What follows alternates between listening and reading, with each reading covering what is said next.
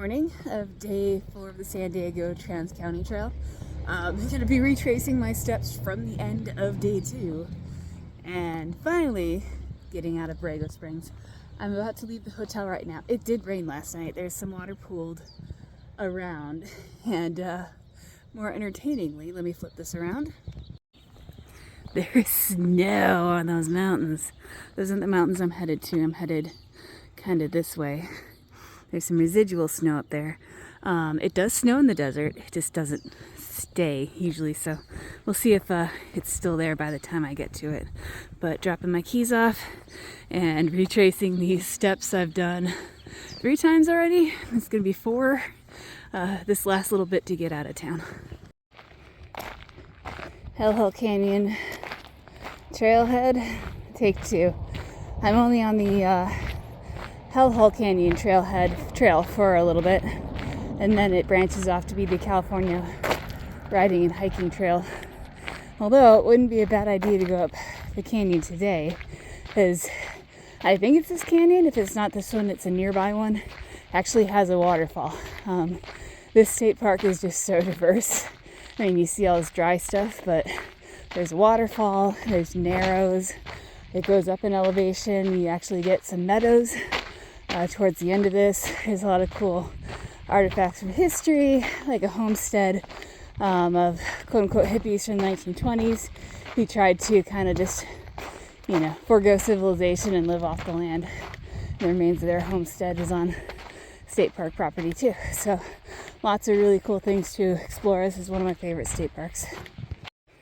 Okay, I've done this trail before, and I still miss this. This is the junction between Hell Canyon, which is this way, and the California Riding and Hiking Trail. And there's no sign, there's just this wooden post. So if you're doing this trail, something to watch out for. This trail junction is a little tricky. Goodbye, Borrego Springs. I'm hoping this is the last I see of you on this trip, at least. The snow, you can see it on here, this peak, is already starting to melt off. There's some nice ocotillo blooms here. As you can see, I gained in elevation. More ocotillo, more agave, more cactus, a little bit more rocky. You can actually see where I came from. So this little thing sticking out here, that's Fonts Point and sort of that Badland area below it. And then you can still kind of see it. It's just a little sliver of light on the horizon is the Salton Sea.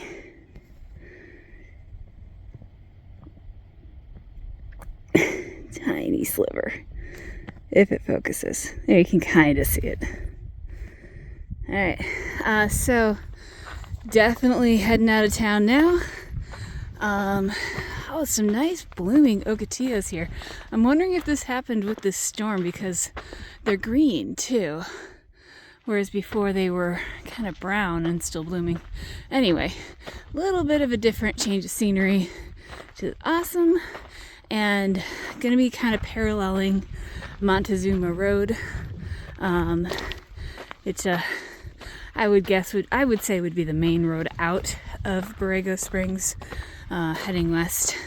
Just gonna be hiking these mountains above it for a while and then eventually crossing it. One last look at Borrego Springs. And one very fleeting look at snow on the mountains here, as that will disappear very quickly.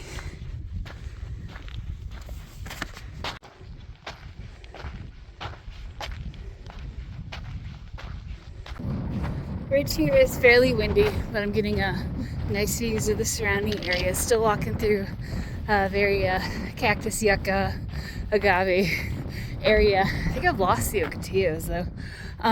So to my left over here you can see a road. That's Montezuma Valley Road. Eventually I'm going to be heading in that direction. Actually not that far from here. Tops of the mountains still have some snow, but it's definitely melting off. There used to be snow up here to the right, and there's not. The ones to the north still have some snow. It's very pretty, very windy. I can't even imagine what this area was like during that major storm. Really, really nice views. Go this way again. About to hit Pena Spring. I think I'm gonna skip it. It's a little off trail. I packed plenty of water coming from Borrego Springs, and I am going to be encountering other springs along the trail. Part of the issue is here I don't have the information from like a far out app or anything to let me know if those springs are running. So with all the rain, well, with the rain that we got and the snow, hopefully some of them should have water. And here it is, junction for Pena Spring. There's another trail I also just passed to Pena. I am on the California Riding and Hiking Trail, which is funny because I typically don't see signs for it. In this section at least, there are posts that are topped in yellow that do mark that this is the riding and hiking trail. So still following this until my Montezuma Road crossing. I'm picked up again! Okay, the yellow sign denotes the California Riding and Hiking Trail. There's a yellow post over here. This is Montezuma Valley Road, and I can hear a car coming, so I'm gonna wait for a minute.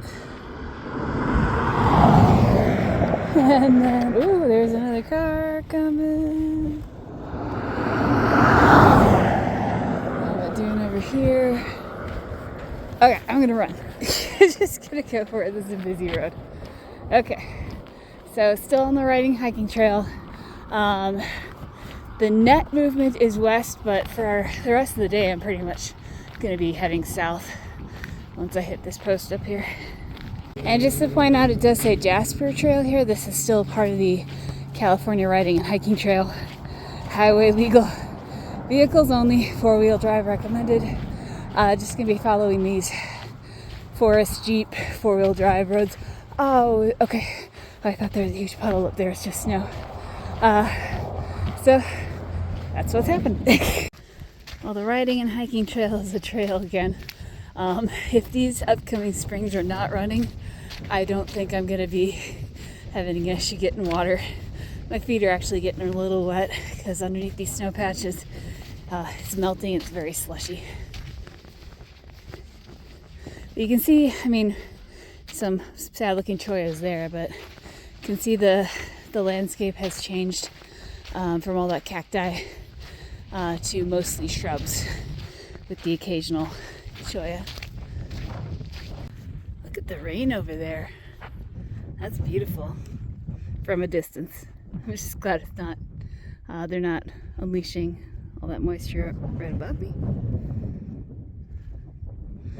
Desert rain is very, very beautiful.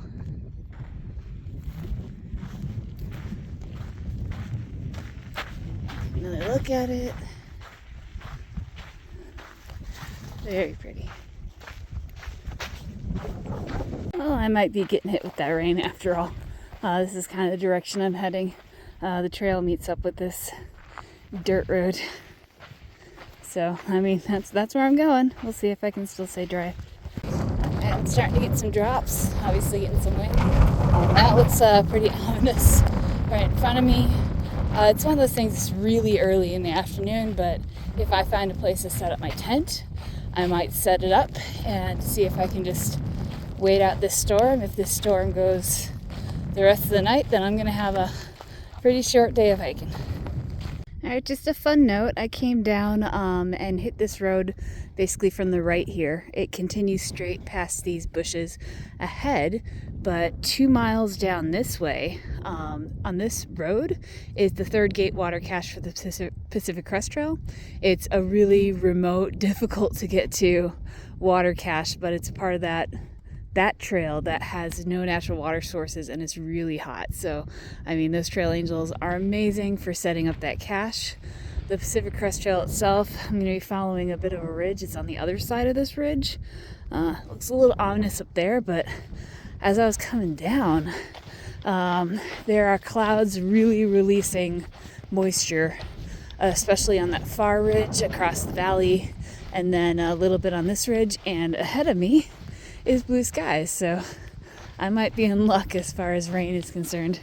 I'm headed towards a natural spring on this route, because this route, which is just west and kind of downhill, does have water sources. So I'm headed towards Stewart Spring. And I found it. This is a nice spring.